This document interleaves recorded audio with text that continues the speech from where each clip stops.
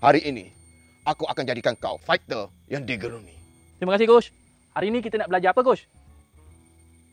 Jogging, Senang. tumbuk flashback, Easy. terbalikkan tayar. I don't think so. Habis tu kita nak belajar apa, Coach?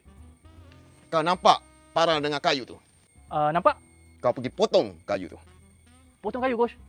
Tapi kan, Coach, saya tak pernah tengok lah orang belajar Muay Thai kena potong kayu. Biasanya dia orang jogging, tumbuk flashback, terbalikkan tayar, main skipping. Itu je. Kau kenal Aris Aiman? Aris Aiman. Ya. Kenal? Kenapa dengan dia? Dia tu anak murid aku dulu. Oh. Tapi kan, Coach, dia tu main bola.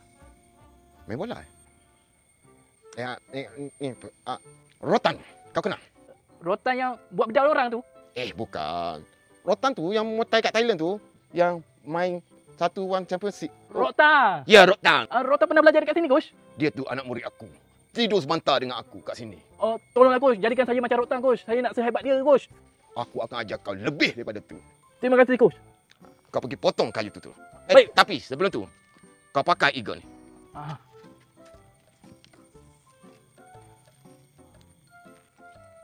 Biar kau lebih semangat bila melaksanakan latihan. Baik, Coach. Mulakan. Tercocok ni.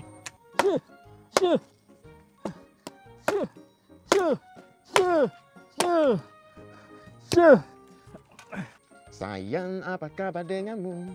Di sini ku merindui kamu. Coach, saya dah siap potong kayu ni. Bagus. Kau nampak cangkul tu? Nampak. Kau gali lubang 2 ulas di sana. Baik, Coach. Bagus. Sayang, apa kabar denganmu? Sia.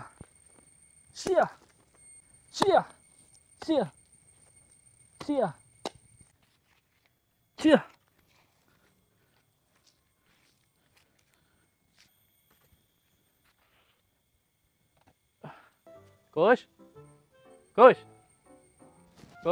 Ya. Coach, saya dah siapkan kerja yang Coach suruh buat tu. Well done, anak muridku. Ini tempat having Coach? Bukan. Kau akan tahu satu hari nanti. Lepas ni kita nak training apa, Coach? Cukuplah latihan untuk hari ini. Kau boleh balik. Esok saya nak datang pukul berapa? Tak payah. Nanti kita akan belajar online. Training from home. Kau dah level-level rotan.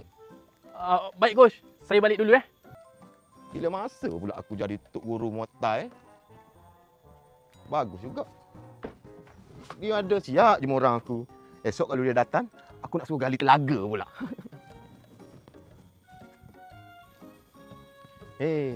Nasib.